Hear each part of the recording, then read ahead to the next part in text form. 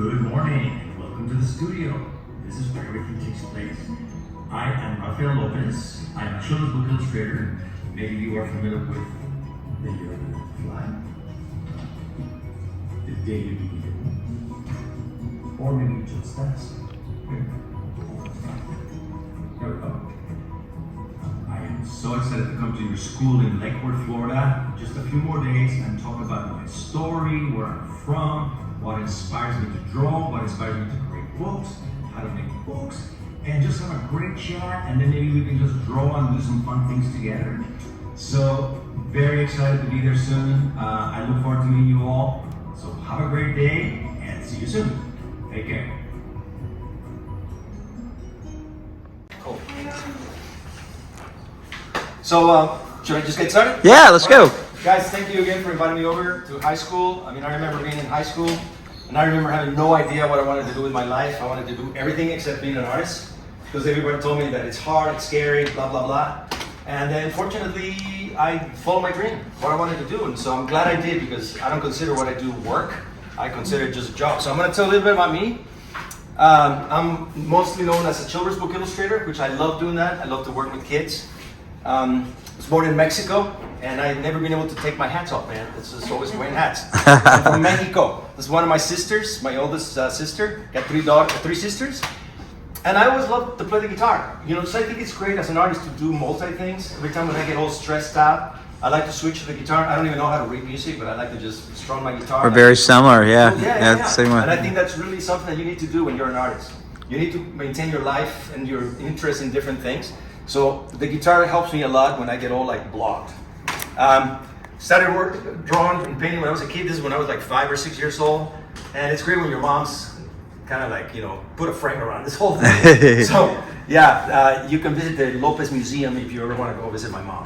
Because she's got all these paintings that I did, you know, they're all, yeah. So these are my parents.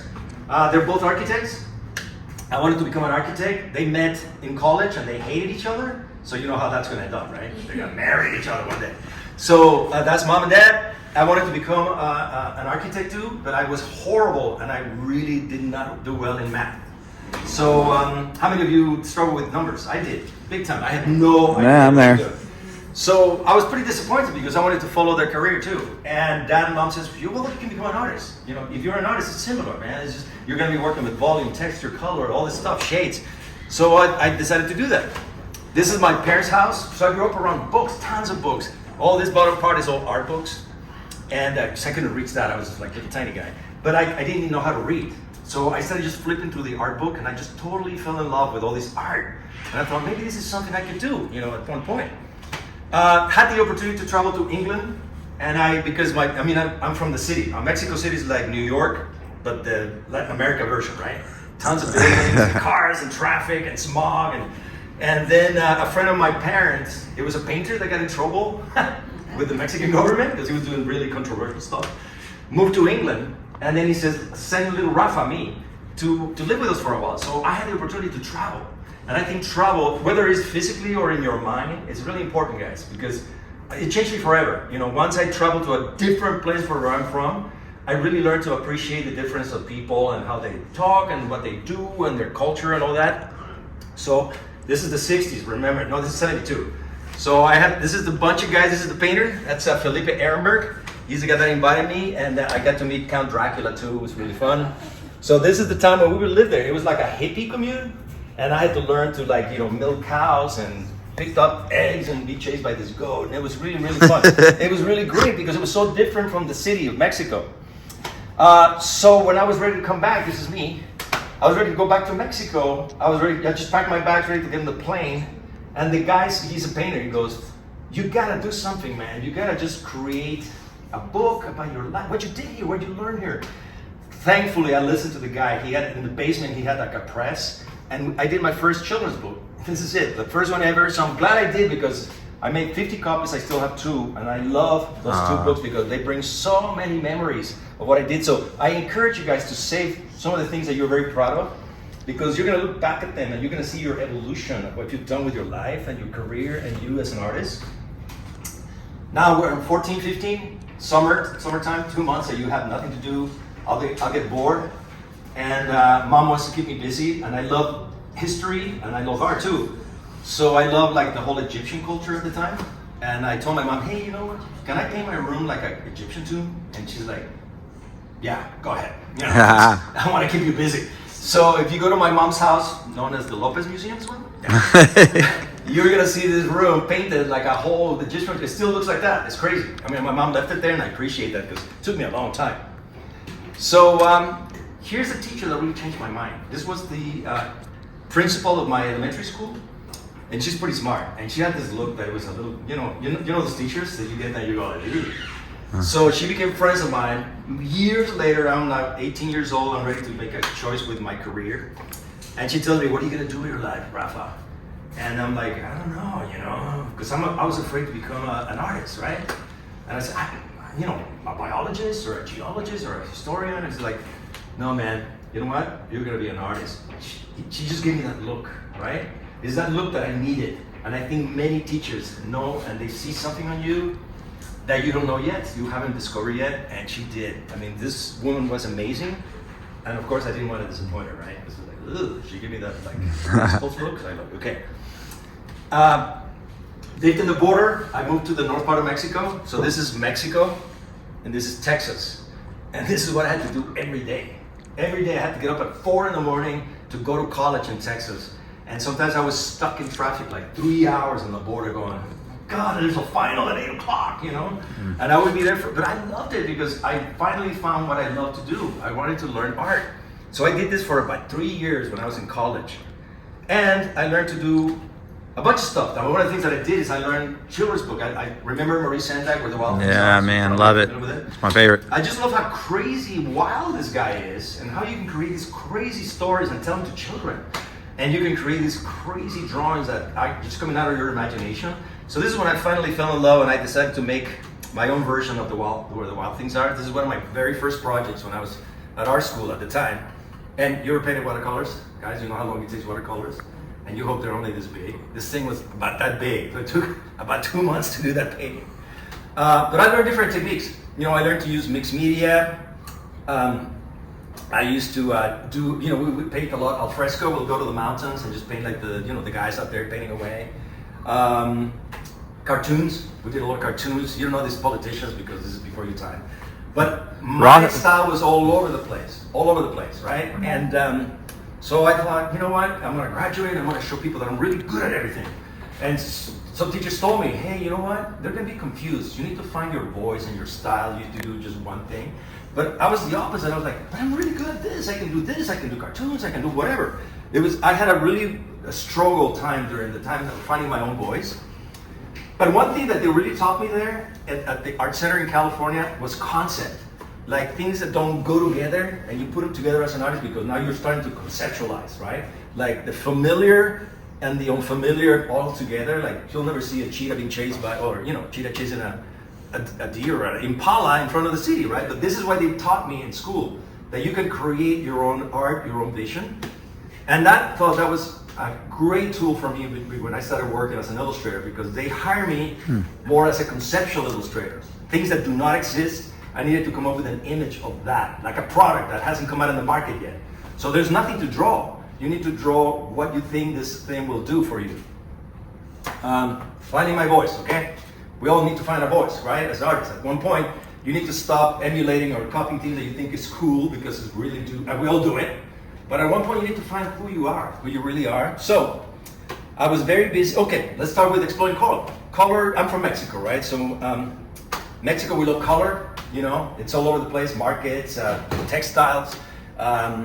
You walk around and you have, I live in this town in San Miguel de Allende as well. I live in San Diego and I'm this little town in central Mexico.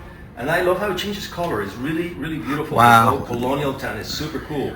The streets look like this, you feel like you're back in the 18th century, because they're so narrow, they were only just for horses. But you get this really cool textures, and I love textures. I wanted to incorporate this part of Mexico, which is where I'm from, in my work. So the color of the feathers of the Batachines dancers, we party in Mexico a lot, you know that, right? So there's parties and festivals and things in this town all the time. And this is where I get my inspiration. I walk around and I see these things called mojigangas. It's a tradition from Spain. And I like how surreal everything is, the giant things and the scale of things is really, really crazy. And as an artist, I'm always walking with either my camera, looking at things upside down because they look more interesting, you know what I mean? Or a sketchbook sometimes, so I always carry something with me because there's plenty of things that can inspire you, everything, you know? All right, so I started adding it all in my work, you know, the texture and the color and the whole thing. And then you see this. And I was in this town and I was like, what the heck is this? This is actually my town. Turn the corner, I saw that, I go, that's weird, you know? Yeah, it was the chiller campus last night, I guess. I don't know, something happened to me. So I had to go around the corner to find out what that was. And it's really a building. It's a crazy building in my town. I don't know how they got the permit for this, right? But isn't this kind of cool? That is so ridiculous and it's so ugly in the context of everything. But it's beautiful that they're putting just what I told you about the cheetah and the things that are like don't jiving with each other. So we're gonna let that. Yeah.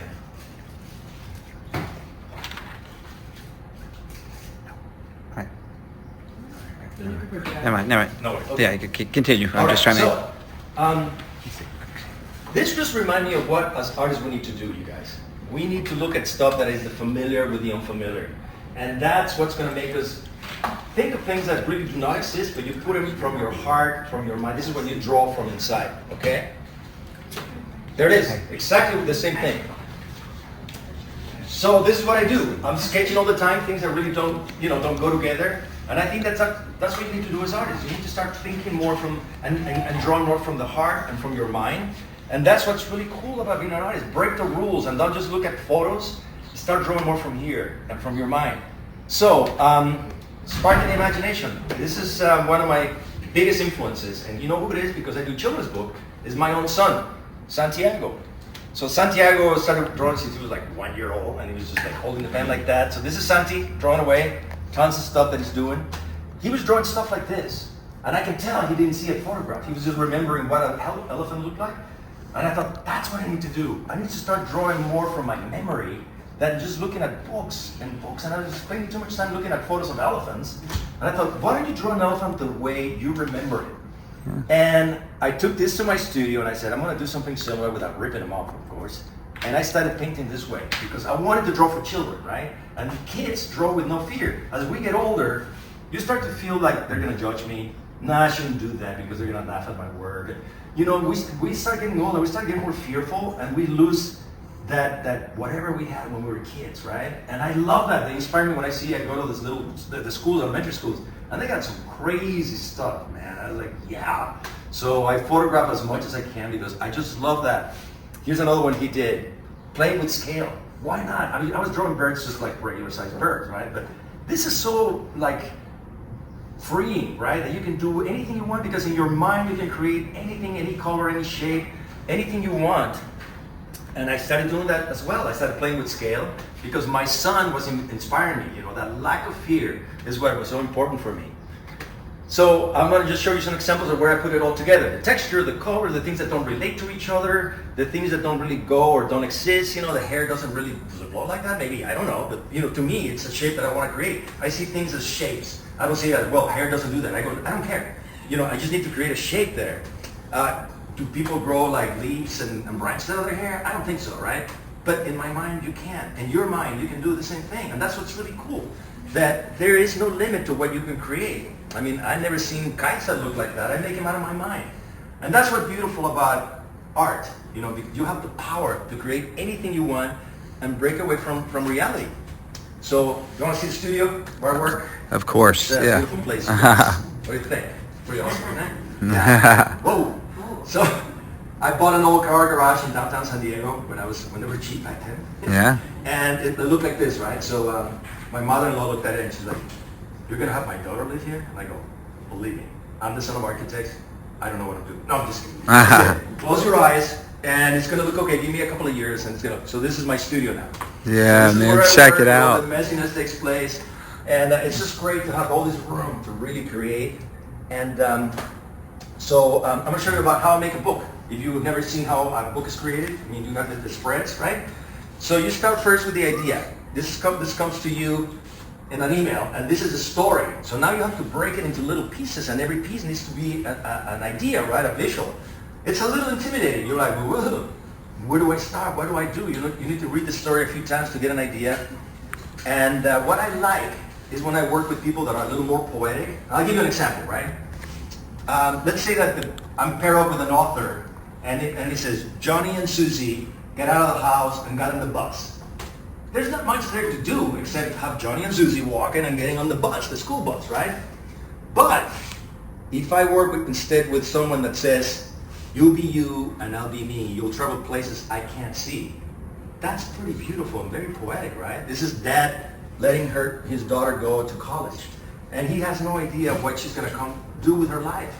So there's a lot more room to explore visually what you can do, and this is the kind of people I like to work with more, when they're a little more poetic though.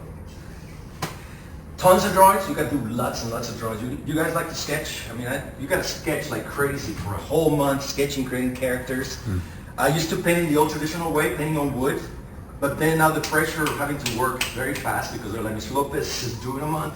I had to do things faster. But I didn't want to lose that hand feeling because I thought the computer was too slick. I don't like that slick look to it. I still like it to look like there's that human hand that can touch it. So this is the old traditional way. This is how I used to paint things like this. It used to take me like 7 or 8 days to create in wood. What I do now, I spend a lot of time just creating textures with rags and rollers and beat up brushes, and I spend like a whole month creating a bunch of different textures. And I sprinkle things and I create just all kinds of different shapes. And then once I create this, I scan it all on the computer, and then I put it all together on my tablet. And this is how you can see all this was created just in separate layers, and I just put it together. So it still looks hand done because I did it by hand. I'm just putting it together in the computer a lot faster. And this is my scanner that I use. So I put it all on the tablet, and this really cuts a lot of time when I do a book. Instead of taking 7 months to do paintings, it only takes me like 4 months, right? So it cuts a lot of time to do that. But I didn't want to lose that hand touch feeling, right? Everything is still created by hand. Creating characters is very important to create characters because they need to real and feel believable. And by that I mean you need to create the characters of your story based on people that you know and people that inspire you. Like my mom wanted to become an architect. Grandpa said, no way. This is the 1950s. This is macho Mexico, man. What are you doing? She's like, I want to become an architect. So I inspired the story like this is a drum girl in Cuba that was not allowed to be a drummer. She could only be like a percussionist. No, sorry, a pianist, but not a percussionist, right? But she said, I'm going to become a drummer. So I inspire that's characters of people like my mom, because she became an architect. This is probably me. This guy came from Venezuela. He speaks with an accent, and he's afraid that people will laugh at him. Same thing happened to me. So I create characters based on my own personal life, the people that I know. There's a Santi and Grandma now, this mom. I love the love between them. And I have to project that on my book. So I base my characters on real people that I know, people around me and friends. And sometimes I get so lucky. I had friends that had cute daughters like this, and she became Angelina on my book, The Day Begin, right? So inspire yourself with people that you know when you create a character that you know, because you know so much about them, you can actually express that on their books. Designing spreads. Let me see what I do here. Okay, this is how you design a spread. Left side of the page, right side of the page in a children's book. You have to leave some space for the copy. You do first your little doodle very quickly. And then you do your drawing, and then you know this is the part that you can't touch, right? Next thing you do, you stay away from this. This is called the gutter, right? And what happens is that's the stuff that is going to be where the book is, all the pages come together. They're going to be like, stapled. Mm-hmm. So many times I did like a face in here before I learned how to make books. And then when I get the book, it's gone. You see like the neck and everything. Yep. There's no face. And I thought, geez, I should have thought of that. So this is like kryptonite, guys. Stay away from that red part. Okay? Hardest thing for me was color. How to control color. Most people tell me, color is so hard.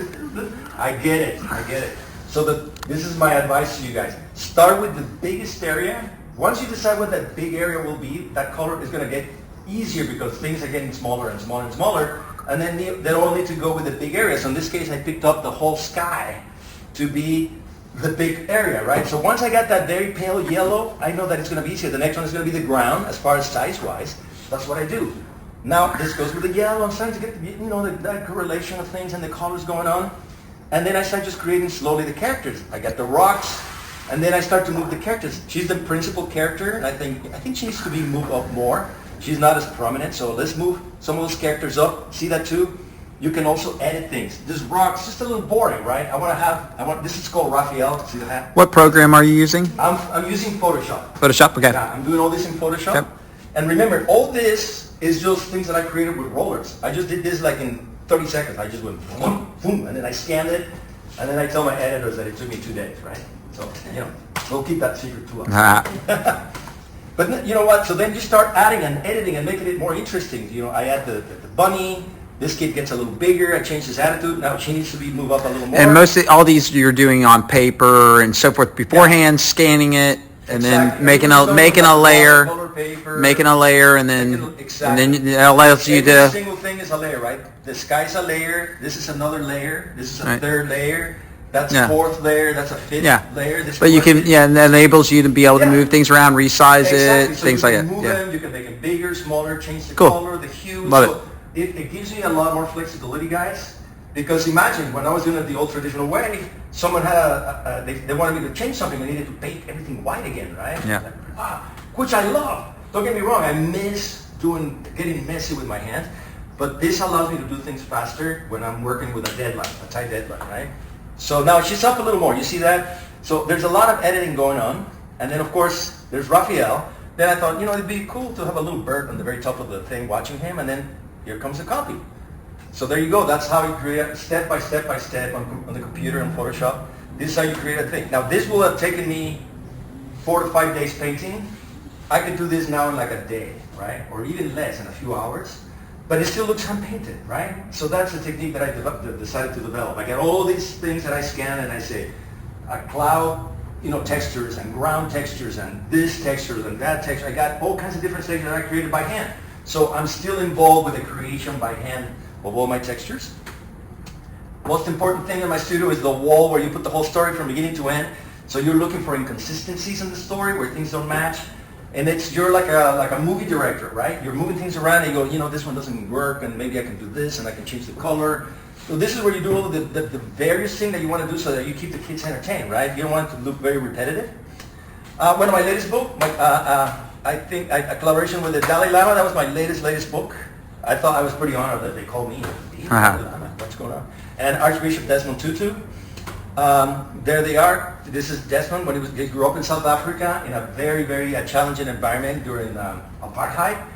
And here I'm trying to show the parallels between them. They work with, they grew up with very challenging backgrounds, but they could have ended up being really bitter people. But instead, they became these humanitarians. So they believe in love and peace, and that they're just people that we should admire. So I was very honored to work on that. So just a few examples of what I do, and I work with the colors. And this was a little more complex. There's like about 40 layers here.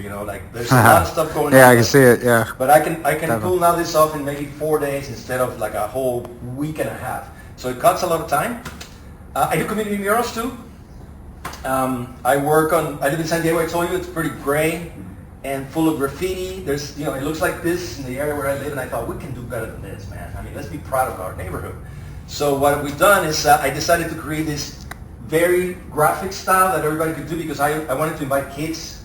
You guys are talented, but there's a lot of kids that have never held a brush in their hands. So I wanted to do something very simple, where it was like painted by colors, and I had very limited time too and limited budget. So what we do is I started to, grading, right? I started grading things by myself. And That's what they're doing right now, yeah, actually. I thought it would be more fun to teach them how to grid. So what I've done is I invited the kids to start gridding, and then I just sit there in the back and I'm just enjoying the whole process from beginning to end, right? It's really cool. I teach them how to hold the brush, carefully so they can do it in an angle and they can do that really sharp, edge. So the older kids fill out all the outside areas, and then the little kids just fill the whole thing in later on. And I create what is called like the color bar, where you put all the colors, and then I put all the graphics all over the paint, paste it all over the wall so the kids know exactly where to go and paint that certain color. And here they are. This is the beauty of art, that brings the community together. So these two girls didn't know each other. They worked 5 days together, and they're really cool pals, man. They're really good friends now, even though they go to two schools. They never really actually went to the same school. And that's the beauty of art and working together. Parents helping each other, grandpas, there's this guy, the sweet guy just walked in, he's like, can I help? And I'm, go ahead, man, here's the brush. He was there for like 3 hours painting away. It's really fun how we all get together, the whole community just painting something together for the good of the community. We created a book based on our experiences in San Diego, and now we do murals all over the U.S. It's really fun. We call them the community murals. One time I got in trouble. This is actually me, but we have to change the story. But it's not that I got in trouble. This cop came in and he says, hey, Mr. Lopez, you got a permit for this? And I go, eh? And I said, is there a problem? He goes, yeah, there's a problem. And I said, what's the problem? He goes, I want to paint. So he just wanted to paint, man. So there he is. He's painting away. So it was really cool that everybody wants to get involved. So what I do now, I invite different, like the police officers. I want the community to have something in common that we all want to feel good about and create something that is going to be long-lasting. From 2 years old to 99 years old, I don't care. Just come and do art, because art is fun, and it's exciting. You get to learn about cultures, you get to learn about your neighbors and what they do, how they speak, what they, their dances and stuff. So we do this a lot. We spend the last day just throwing a big fiesta with mariachis or whatever music we find, and it's great. I mean, art has just that power to do this. So here's a few examples of the things we've done. This is like this really boring wall, we want to do something about it. This is what we did after 7 days. It's really fun working together. Little kids, they look at that and they go, I did that. I go, yeah, you did that, man. That's pretty awesome. Here's another one we did in San Francisco. And this is what we ended up doing after a few more days of work together. This is another one in Fresno, California. And if you're a graphic designer, guys, please change this and do a better design with it. Yeah. But this is what we did with it. This is the same Gorgeous. wall a week later. So you see how you can actually change the look of your neighborhood if we all work together. And this is to me what brings me the most joy out of being an artist. Not just when I'm in the studio, but when I'm collaborating with other people. So this is one of my latest ones. This is in downtown San Diego. And I'm glad I had not pure hype at the time. But then I ended up with two guys that were like circus performers. I'm like, you do that other part, man. They were painting this, I was painting that. And so yeah, it's just fun to see the reaction of the kids, to see how fun they feel, because there's an artist inside all of us. And sometimes it's just fun to do something that really means a lot for the community. I inspire myself on many of my characters and the people that I met. Like I told you, this is the book that we created after we did all that. And I think art has the power to bring people together, don't you think? Oh, definitely. So, yeah, totally. Here we go, guys. So, thank you so much for your time. And thanks for your time. I appreciate it. I'm very proud to be here. I'm very honored that you invited me. Thank you. Thank you. Thank you. Awesome. Are there any questions? Or we'll let our teacher come in for questions. Anybody have anything they want to ask him about his upbringing, about artwork, about how he does it? I have a little question. Yes. I see you have all those beautiful colors. We see you putting them in layers on Photoshop. Do you keep a lot, like I see the same like people for different, like throughout the story, because you want to keep Yes. the ground, similar colors around, or similar tree, Yeah, you know what I've done though? Every time, and I'm sure that you feel this is very natural, I don't want to be repetitive with every book being the same as the last one. I always want to try something new. I mean, I think there's a lot of natural curiosity, right, in our personality as artists. You want to try something that you haven't done it, you haven't got the opportunity. So in every book, I feel like, wow, I should do this. Well, okay, so like on the Maybe Something Beautiful, the story about our mural, I wanted to incorporate photography. So I went outside and I started just photographing the buildings of my neighborhood. And no one can tell except me. But then I put it into the Photoshop in certain parts, you see little pieces of photography. And people just go, oh, that's pretty good. They don't know that that's actually the real neighborhood, But I wanted to do something different. In another one, I started with things very monochromatic. And as the story evolved, it got more and more and more colorful. So every project is different because, color expresses feelings, right? Emotions. So to me, I wanted to show that there was this dull area that eventually started to become more lively and more passionate about the way they are. And I think that color did it so well. I mean, it just carried the message in a very cool way. Yeah. So, there you go. I wish you would write that book. I know. It starts out very gray. Right. As it progresses, it becomes more and more and more colorful, right? Awesome. But just one thing I want to tell you is that Mr. Lopez is going to be at our festival tomorrow. Everybody? Saturday from 11 to 3 in the Cultural Plaza. And we have these postcards you can take home to remind yourself. about it. So you can come, he's going to be autographing this book that he did and giving it away to you free. So if you want to get his autograph, if you want to have a book, If you want to come more personal, I'll be there if you have any questions too, guys. available. Cultural Plaza's downtown Lake Worth. Basically, we're back where we did Street Painting Festival this past couple weekends ago. As you go down the way. All right. So it's downtown Lake Worth. From the library, right there between Lake and Lucerne. And so we're going to be there tomorrow from 11 to 3. If you want to volunteer to help, because what Volunteer hours. besides Mr. Lopez being there, we have all these tents set up with all kinds of art projects for kids to do free. Watercolors, pastels, sketching, all different kinds. And so we need people to kind of man the table. What time do they need to be there? Probably, I would say 10:30. And they'd work till when? Till 3 is optimum. Okay. But if you can't stay that whole time, we would... Whatever hours you could do. Yeah. Okay. And if you come and volunteer, you'll get a great shirt. You'll get community hours. A signed book and nice. All right, win-win. His books, he's world renowned. His books are translated into all kinds of languages because, as he said, they relate to all people. All different types of people relate, to these books. So it's quite a great opportunity. So I have to take advantage of it, and we see it tomorrow. And I think that's about all. Yeah, thank you so much. Thank you for coming. We appreciate you.